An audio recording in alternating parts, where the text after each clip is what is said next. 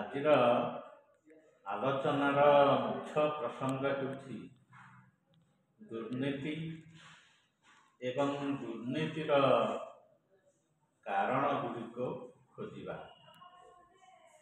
ଏ ପରିପ୍ରେକ୍ଷୀରେ ସମସ୍ତଙ୍କୁ ମୁଁ ଏତିକି କହିପାରିବି ଯେ ଦୁର୍ନୀତି ବା କରପ୍ସନ୍ ଶବ୍ଦକୁ ଆମେ ଭିନ୍ନ ଭିନ୍ନ ଢଙ୍ଗରେ ବ୍ୟବହାର କରୁ। ବ୍ରିଟିଶ ଶାସନ ସମୟରେ ଯେକୌଣସି ଗୋଟିଏ କାର୍ଯ୍ୟକୁ ହାସଲ କରିବା ନିମନ୍ତେ ଉପରିସ୍ଥ କର୍ମଚାରୀମାନଙ୍କୁ ବା କାର୍ଯ୍ୟାଧିକାରୀମାନଙ୍କୁ ସେତେବେଳେ ହାତ ଗୁଞ୍ଜା ବା କିଳା ପୋତେଇ ଦେବାର ନଜିର ଥିଲା। କିଳାପୋତେଇ ଶବ୍ଦର ଅର୍ଥ ହେଉଛି ହାତ ଗୁଞ୍ଜା ଦେବା ବା ଲାଞ୍ଚ ଦେବା। ଅନ୍ୟ ଅର୍ଥରେ ମଧ୍ୟ ଏହାକୁ ଉତ୍କୋଚ ଗ୍ରହଣ କରିବା ବୋଲି ବୁଝାଯାଏ। ବର୍ତ୍ତମାନ ଦେଖନ୍ତୁ, ଏହି ଶବ୍ଦ ବ୍ୟାପକ ଅର୍ଥରେ ଆମେ ଆଜି ଦୁର୍ନୀତି ବୋଲି କହୁ। ଏହାର ଚେର ମାଡ଼ି ମାଡ଼ି ଚାଲିଛି, ଏକ ବ୍ୟାଧିରେ ରୂପାନ୍ତରିତ ହେଇଗଲାଣି।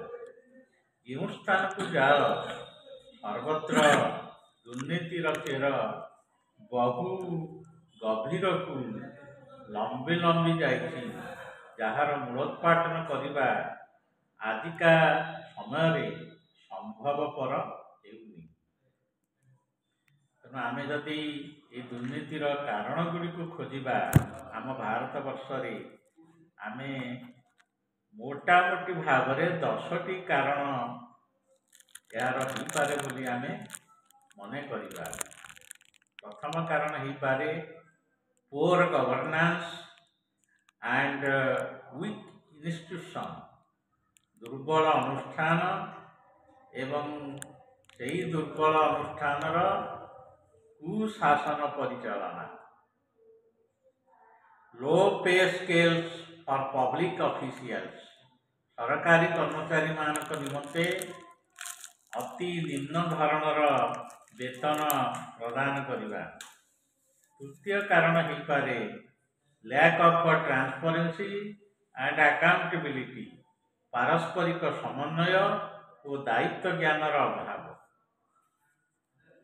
ଆଉ ଚତୁର୍ଥ କାରଣକୁ ଆପଣମାନଙ୍କୁ ଏହିପରି ଭାବରେ କହିବାକୁ ଚାହିଁବି, complex and excessive regulations, specifically bureaucratic red tape, ଜଟିଳ ଏବଂ ଅତ୍ୟଧିକ ନିୟମାବଳୀ, ନାଲି ଫିତାର ସରକାରୀ କର୍ମଚାରୀମାନଙ୍କର ମନମୁଖୀ ଶାସନ, ଯାହାକୁ ଆମେ ନାଲି ଫିତା ଶାସନ ବୋଲି କହିପାରିବା। ପଞ୍ଚମ କାରଣ ହେବ political interference and କ୍ରିମିନାଲାଇଜେସନ୍ of politics, ରାଜନୀତିକ ହସ୍ତକ୍ଷେପ ଓ ରାଜନୀତିକ ଅପରାଧୀକରଣ। ତତ୍ପରବର୍ତ୍ତୀ କାରଣ ଖୋଜିଲେ ଜଣାପଡ଼େ weak legal and judicial enforcement, ଦୁର୍ବଳ ଆଇନ ଏବଂ ନ୍ୟାୟିକ ବଳବତ୍ତର ବ୍ୟବସ୍ଥା। ଦୁର୍ନୀତିର ସପ୍ତମ କାରଣ ହେଉଛି ପଭର୍ଟି ଆଣ୍ଡ ଇକୋନୋମିକ୍ ଇନଇକ୍ୱାଲିଟି, ଦାରିଦ୍ର୍ୟ ଏବଂ ଅର୍ଥନୈତିକ ଅସମାନତା। ଅଷ୍ଟମ କାରଣ ହେବ social and cultural norms that normalize small bribes like ଚା ପାଣି। ସାଧାରଣ ଚା ପାଣିର ବ୍ୟବସ୍ଥାକୁ ରୋକିବାକୁ ଆମ ପାଖରେ କୌଣସି ସାମାଜିକ ଓ ସାଂସ୍କୃତିକ ନର୍ମସ୍ ନାହିଁ।